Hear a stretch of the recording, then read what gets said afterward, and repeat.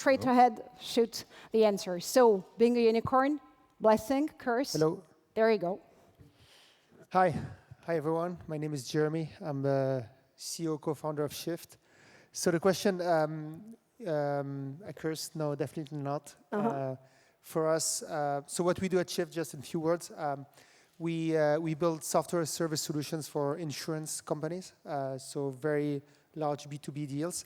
And the valuation, more than $1 billion for us, had been a very good milestone because insurers don't really like risks. So it had been a very good push for us on the market.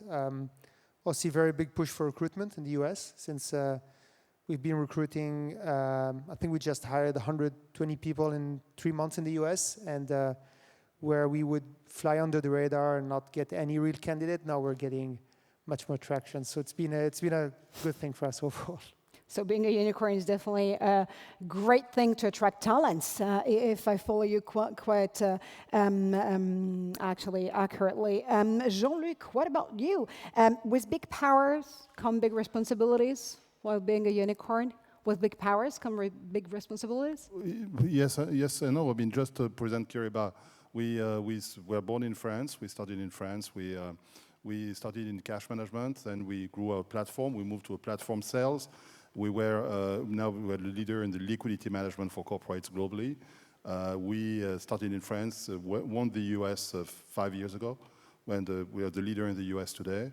We did a transaction about $1.2 billion valuation about 3 years ago, and so now we're at the next stage. As said Jeremy, it's very similar. It's a step, but it's a good step because it gives you visibility. It keeps hiring people, gives you access to more easily to capital, and it's the same story. I mean, it's all about growth. It's all about staying leader in the market. So it's a step. It's a milestone. It's very rewarding for the team, but at the same time, it's just a step, and we stay focused on the future. Yeah, so just, stay focused again, just for the sake of the entire business you're running. What really made a difference in both of your journeys to the $1 billion valuation out there? The people you actually met along this journey, is it the talents you've attracted, that the breakthrough technology you startups and scale-ups are actually relying on? What is it? What is this one valuable competitive advantage that made you unicorn today? Jeremy? Yeah, as you hinted, it's going to be a little bit not very different. It's about the talents, but maybe a few numbers. At Shift, our code, so we develop softwares for insurers. Our code changes every week. And I think we did a study recently.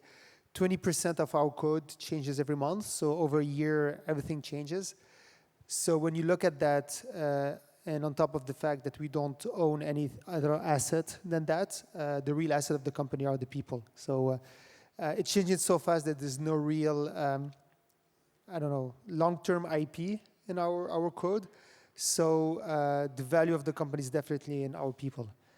We've been evolving a lot during the last 5 years. So we started with 3 co-founders. We were 26 when we started. And then today we're almost 400. And everything had been through phases, hiring more senior people, then keep evolving the team. And the most important thing is recruiting talent, and the hardest thing is recruiting the right ones, because we've been having a change in our culture during the years. We started with everything is you do whatever you can in order to succeed without any real boundaries and processes, and then we've been acting more and more like a software tech company, and we realized during the years is that it's not because someone is really good that he would necessarily fit into the company. And we learned it the hard way. But this for us had been the most important and the hardest part of the job, which is it's not because someone is really good, talented, that it's necessarily a fit for the company. And you take 5 very talented senior executives, put them in a room and have them work together. It's not going to magically happen and they will all work together. So So for us, for me personally, the last 5 years had been 80% of my time recruiting, or spending time on, is the team happy? Are they happy in their job? And 20% execution. Wow. Yeah. Sounds like an episode of Survivor to me. It is. It feels like it. It feels like. It feels like. It feels like an episode of Survival where you're allowed to change teammates every 6 months, and then you need to make sure that at the end everybody survives, but you're allowed to do some changes in between. Oh, it really wow. feels like this. I like the image. Yeah. Oh my God. Okay. How about you, Jean-Luc? You know, same story. I mean, we got the technology right at the beginning, so a multi-tenant platform, purely SaaS. So that was acted. Since it's important for the product is a basis for a SaaS company, and you need to get it right. But once you get it right, I think today we have the vision. We know the path to success. We know what we have to do. And like Jeremy, the number one thing is execution, and execution is people. So spend the time on recruiting people, finding the right talent, retaining the talent. But that's all about it. And it's not so much that you hire a senior guy, it doesn't work, so you can fire him, you can replace him, but you lose a year. So I think it's a race to success. We have a net recruiting about 300 people a year now, on a pace, perhaps moving to 400 next year. So it's a lot of recruiting efforts, and it's really what set us back. It's nothing to do with the strategy, with the market, with the platform evolution. It's all about finding the right talent and executing. So it's creating the team, and that's the most difficult part to do in the world, because you have egos, and as you grow, you have you lose the entrepreneurial feeling. And we try to keep, and I try to keep on the top of making very quick decisions, and to keep the entrepreneurial spirit, not to become overwhelmed by processes. But it's a fight. It's a real fight.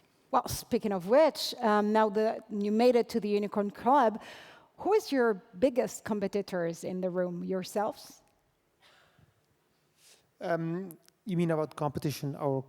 Yeah, I mean, the way the competition sees you now that you're the leader in your respective markets. But still, I mean, are you your, frenemy, if I can say so? Because again, keeping focused on the project, on the team, on the mindset, on where the business setting is sometimes a nightmare, isn't it? Yeah, it's what's true is that the last 2 months, I've never heard that many investors calling us and saying, "Oh, we're looking at this company. They say they're the next Shift." Wow. Sometimes I want to tell them, you don't want to be the next Shift, because it's large B2B vertical software is not the easiest path. But yeah, from one side, I think a lot of companies that were not really finding their way and now becoming frontal competition, and also, I think larger company that used to be partners to us now see us as competition. Why you guys are not exiting at $1 billion, right? You should exit and do something else. Why are you still here and trying to go through the journey with insurance companies? And literally had very big companies frontally saying, we were suspicious about what you guys are doing, doing AI for insurance. It's interesting, but for $1 billion you should sell. And it had been a big change. It had been a big change in the mind. Something just I want to mention is I think that if we raised at less than $1 billion, 990 million, I think the impact would have been different on the market. It's something I just want to. I'm totally convinced of that. Jean-Luc? Yeah, I shouldn't speak after you because you say everything, but the same thing. I think it's first of all, there is a lot of competition, new startup, new fintech, older company, and I think it's good because if you live in a market, it's good to have competition. You sell well only in a competitive environment. If you have no competition, it doesn't work. So competition is good. I think we have we say internally, and I say internally, that we have about 24 months ahead of the game. So it's a lot, but it's not a lot. So keep us on the toes, and that's why we are really accelerating the move towards the platform sales, because once we get there, I think we'll be in a safer world. So, but we're in this transition process, not easy, but it's really what we try to do, and competition is good. It's good because it keeps us on our toes and keep us to move and to move much faster. But I'm quite curious, how do you actually manage hypergrowth? Because you all had to scale fast to make it to, the leader on your respective markets you are today. So again, I guess it's all about, keeping focused on what you're doing and on the teams and everything, but still, how do you manage this hypergrowth? Is it a risk from your perspective? Jérémy, maybe first. I'm going to let Jean-Luc respond first. He has more experience than me in that. No, I think it's an ongoing journey because when you grow fast, everything is shaking in the house. You have holes everywhere, so you need to go there. You keep the holes, and you the next one. So that's a way of living, and I think it is what it is. So the fast of quick decision of keeping the same direction to keep the holes, but it's normal. And if you grow 30% or if you grow 40%, you grow 50%, it's not the same thing. And it's the faster you grow, the more difficult it is to keep the house together. That's our job. So you're literally learning how to walk in the middle of an earthquake. Yeah, kind of things, but you get used to it afterwards. So I think that's part of the fun of the game as well. So that's why people are joining the company as well, because when you grow fast, you have career opportunities. I personally think that you need to trust younger people to take more risk. We're at the stage now we try to promote as much internally people as we can, because we need to create a culture. We need to define our culture, and we need to promote people internally, because it's the only way to create a culture, to minimize the impact of bringing senior people from the outside and try to get the culture going and making it happen. But I think it's the same thing for every growth company. Jérémy. Yeah, for us, I think the image is not really like always high growth. Our average deal is around $400,000 of ARR average. So we can very quickly go from like high growth to like, oh, things are slipping. So we've been like back and forth for the last 5 years.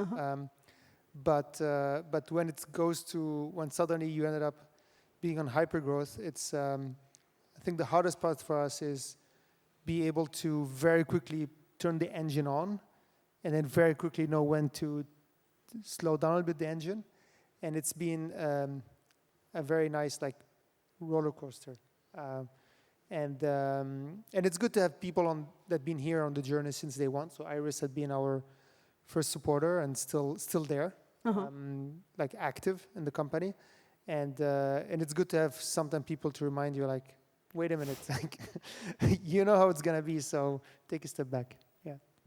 So now France and Europe are not even thirsty for unicorns or decacorns, but hectocorns, the companies valued over $100 billion, and they appear to be one of the answers to warming Europe's ways to the global table, actually.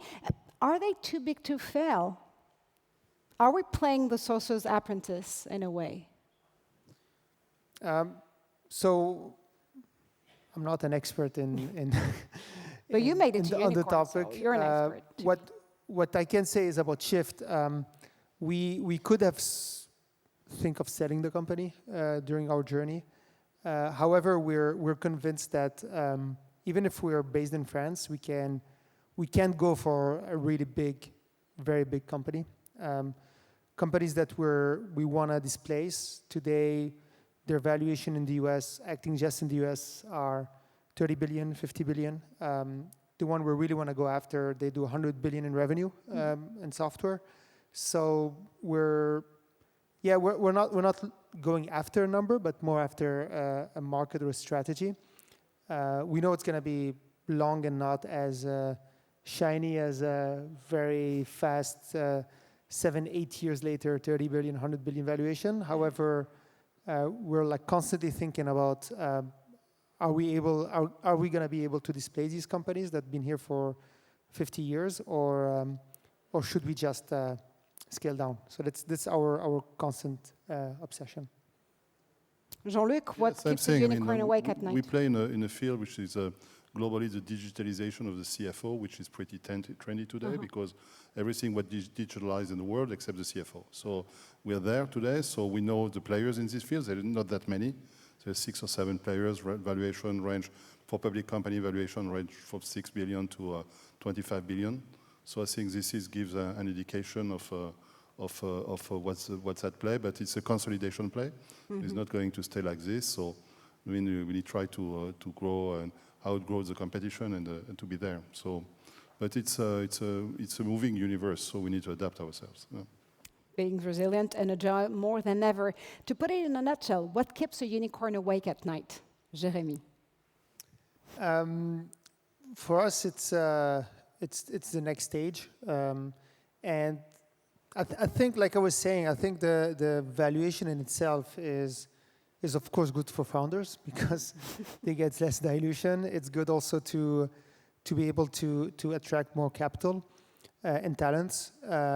And I'm insisting on that because we had a debate raising this round is should raise less money and have a or not even raise because we didn't really need the money when we're looking at it.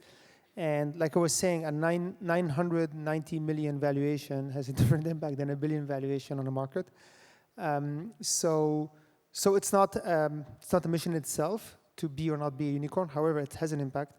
So for us, what's keep us awake at night is really how we can go and have an impact on market we are. It's what keeps us awake at night didn't change since day one. However, we're just using it as a tool.